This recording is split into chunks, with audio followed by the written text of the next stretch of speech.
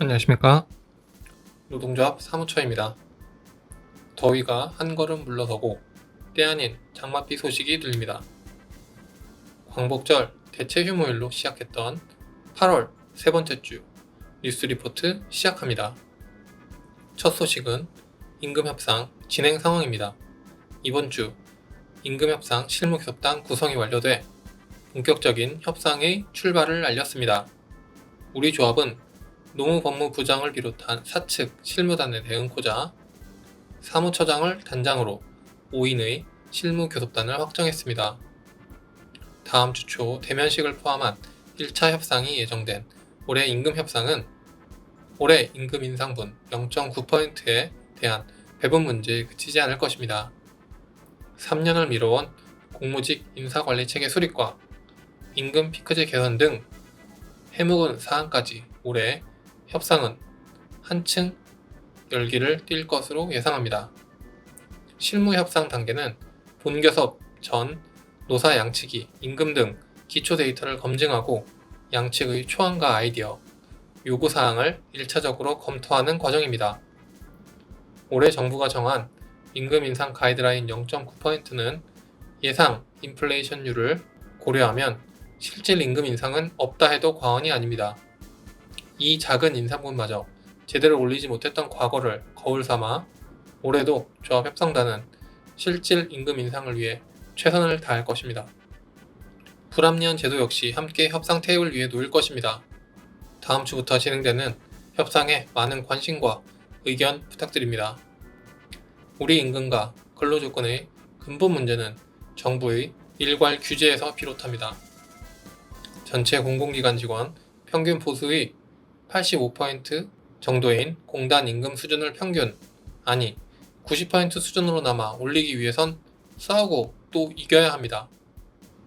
실질 사용자인 기재부의 전행과 싸우고 고쳐나가야 합니다. 다음은 이와 관련한 외부 연대 활동 소식을 종합하여 알려드립니다.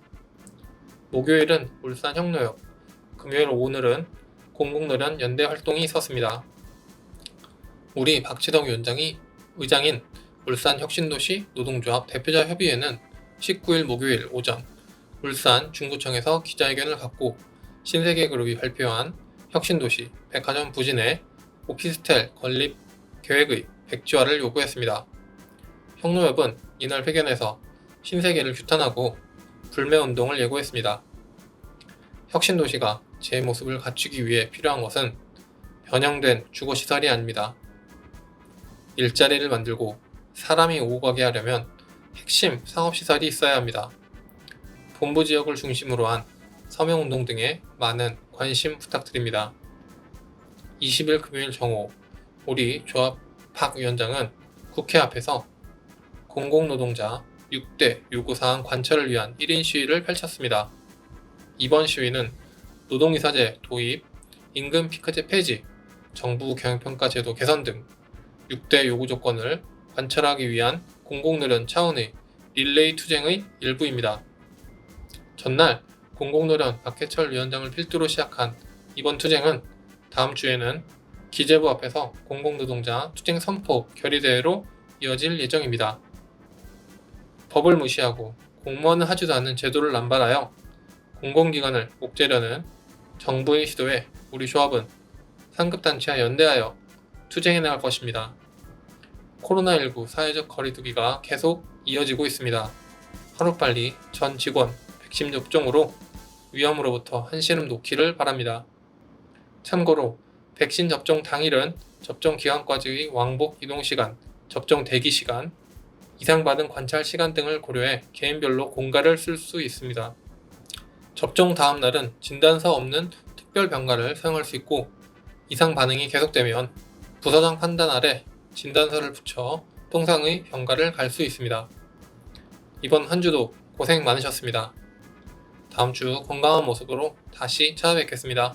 감사합니다.